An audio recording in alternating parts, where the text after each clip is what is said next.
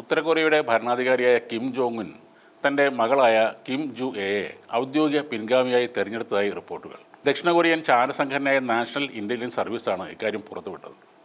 കഴിഞ്ഞ ഏതാനും മാസങ്ങളായി ഔദ്യോഗിക പരിപാടികളിൽ പിതാവിനോടൊപ്പം സജീവ സാന്നിധ്യമാണ് കിം ജുയെ. പിൻഗാമി ആകുന്നതിന് മുന്നോടിയായുള്ള പരിശീലന ഘട്ടത്തിലായിരുന്നു കിം ജുയെ എന്നാണ് പറയുന്നത്. കൊറിയൻ പീപ്പിൾസ് ആർമിയുടെ വാർഷികാഘോഷം, കുംസുസൻ പാലസ് സന്ദർശനം തുടങ്ങിയ പ്രധാന അവസരങ്ങളിൽ കിം ജോങ് ഉന്നോടൊപ്പം മകളും പങ്കെടുത്തിരുന്നു.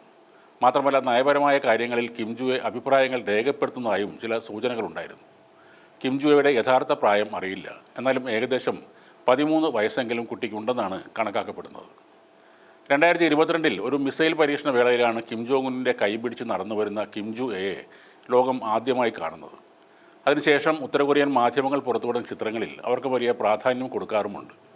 പലപ്പോഴും പിതാവിനെ പിന്തുടരുന്നതിന് പകരം അദ്ദേഹത്തിനൊപ്പമോ അതിൽ ഉയരത്തിലോ നിൽക്കുന്ന രീതിയിലാണ് കിം ജുയെ പ്രത്യക്ഷപ്പെടുന്നത്.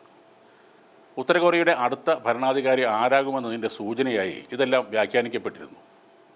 സാധാരണ ഉത്തര കൊറിയയിലെ കുട്ടികൾക്ക് അനുവദനീയമല്ലാത്ത നീളമുള്ള മുടിയും വില കൂടിയ ഡിസൈനർ വസ്ത്രങ്ങളും ധരിച്ചാണ് കിം ജുയെ പൊതുപരിപാടികളിൽ പങ്കെടുക്കുന്നത്.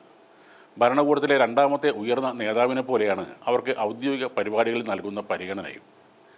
കിമ്മിൻ്റെ സഹോദരിയായ കിം യോ ജോങ്ങിൻ്റെ ഭരണപരമായ സ്വാധീനം ഒരു പെൺകുട്ടിക്ക് ഭാവിയിൽ അധികാരം ലഭിക്കുന്നതിനുള്ള മുൻഗണനയായി ചില വിദഗ്ധർ പറയുന്നുമുണ്ട്. ഡെന്നിസ് റോഡ്മാൻ എന്ന അമേരിക്കൻ ബാസ്കറ്റ്ബോൾ താരം 2013 നടത്തിയ ഒരു സന്ദർശനത്തിനിടയിലാണ് കിം ജുയെക്കുറിച്ച് ആദ്യമായി ലോകത്തോട് വെളിപ്പെടുത്തുന്നത്. പിന്നീട് 2022 മുതൽ ഉത്തര കൊറിയൻ മാധ്യമങ്ങളിൽ കിം ജുയെ സജീവമായിരുന്നു. കടുത്ത പുരുഷാധിപത്യം നിലനിൽക്കുന്ന ഉത്തര കൊറിയൻ സമൂഹത്തിൽ ഒരു പെൺകുട്ടി പിൻഗാമിയാകുന്നത് നിരീക്ഷകർ വളരെ അത്ഭുതത്തോടെയാണ് നോക്കിക്കാണുന്നത്. കിമ്മിൻ്റെയും ഭാര്യ റിസോൾ ജുവിൻ്റെയും ഏക മകളാണ് ജു എ. കിമ്മിനൊരു മകൻ കൂടിയുണ്ടെന്ന അഭ്യൂഹങ്ങളുണ്ടെങ്കിലും ഇതുവരെ അക്കാര്യത്തിൽ സ്ഥിരീകരണമൊന്നുമില്ല.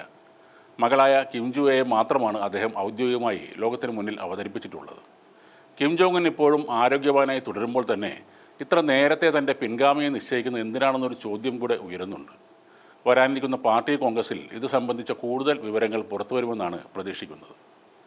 2025 സെപ്റ്റംബറിൽ പിതാവിനോടൊപ്പം ബീജിംഗിലേക്ക് നടത്തിയ യാത്രയായിരുന്നു കിം ജു എയുടെ ആദ്യ വിദേശ സന്ദർശനം. അവിടെ വെച്ച് ചൈനീസ് പ്രസിഡന്റ് ഷീ ജിൻപിങ്ങുമായി കൂടിക്കാഴ്ച നടത്തുകയും ചെയ്തിരുന്നു. എന്തായാലും വരുന്ന പാർട്ടി കോൺഗ്രസോടെ കാര്യങ്ങൾ വ്യക്തമാകും. അടുത്ത 5 വർഷത്തെ രാജ്യത്തിൻ്റെ വിദേശ നയവും ആണവ പദ്ധതികളും ഈ പാർട്ടി കോൺഗ്രസിലാകും തീരുമാനിക്കുക. മകളെ പിൻഗാമിയാക്കാനുള്ള നീക്കത്തിനിടയിലും ആയുധ നിർമ്മാണവും വിപുലീകരണവും ശക്തമായ രീതിയിൽ തന്നെ നടത്തുകയാണ് ഉത്തര കൊറിയ. ഒരേ സമയം 10 ബാലിസ്റ്റിക് മിസൈലുകൾ വഹിക്കാൻ ശേഷിയുള്ളതും ആണവോർജ്ജത്തിൽ പ്രവർത്തിക്കുന്നതുമായ ഒരു കൂറ്റൻ അന്തർവാഹിനിയുടെ നിർമ്മാണത്തിന് ഇപ്പോൾ കിം ജോങ് ഉൻ നേരിട്ട് നേതൃത്വം നൽകുന്നതായും ദക്ഷിണ കൊറിയൻ ചാരസംഘടന അറിയിക്കുന്നു. ഈ മകളെക്കുറിച്ച് മാത്രമല്ല, സാക്ഷാൽ കിം ജോങ് ഉന്നിനെക്കുറിച്ചും ഇന്നും വളരെ പരിമിതമായ ചില അറിവുകൾ മാത്രമേ ഈ ലോകത്തിനുള്ളൂ. കിം ജോങ് ഇൽ 2011 മരണമടഞ്ഞതിന് പിന്നാലെയാണ് മകനായ കിം ജോങ് ഉൻ വർക്കേഴ്സ് പാർട്ടിയുടെയും രാജ്യത്തിൻ്റെയും സൈന്യത്തിൻ്റെയും ഏകാധിപതിയായി നിയമിക്കപ്പെട്ടത്.